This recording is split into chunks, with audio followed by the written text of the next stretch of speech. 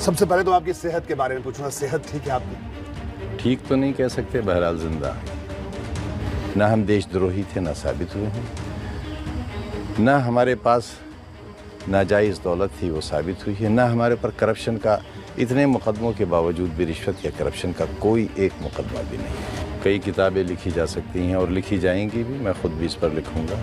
ایک یونیورسٹی کا فاؤنڈر ہوں میں، مجھے مار دیں تب بھی فاؤنڈر رہوں گا، اسے کھنڈہر کر دیں گرا کر تب بھی فاؤنڈر رہوں گا۔ جی، میں 4 بچوں کے اسکولوں کا فاؤنڈر ہوں، CBSE بورڈ کے، جہاں 20 روپے فیس ہے ان بچوں کی جن کے ماں باپ نہیں ہیں یا رکشہ چلاتے ہیں، بیڑی بناتے ہیں، اور جن کے ماں باپ نہیں ہیں ان کی کوئی فیس نہیں ہے۔ یہ انٹرنیشنل لا ہے کہ کسی کو تنہائی کی قید میں 3 مہینے سے زیادہ نہیں رکھا جا سکتا۔ جی، انڈین لا بھی ہے۔ یہ قانون کیوں بدلا تھا؟ یہ قانون اس لیے بدلا تھا کہ یہ غیر انسانی قانون تھا۔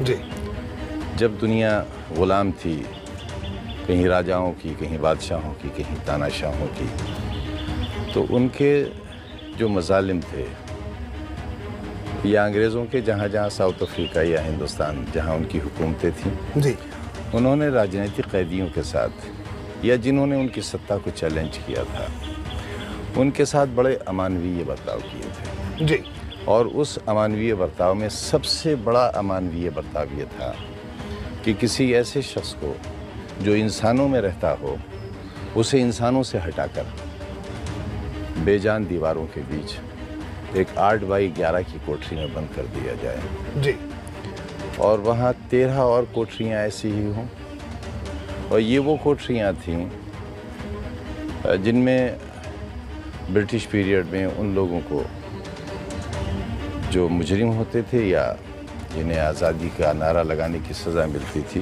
جی، انہیں قید کیا جاتا تھا، صرف 1 یا 2 دن کے لیے، جی، کیونکہ وہ بھی اس سے زیادہ تکلیف وہاں برداشت نہیں کر سکتے تھے۔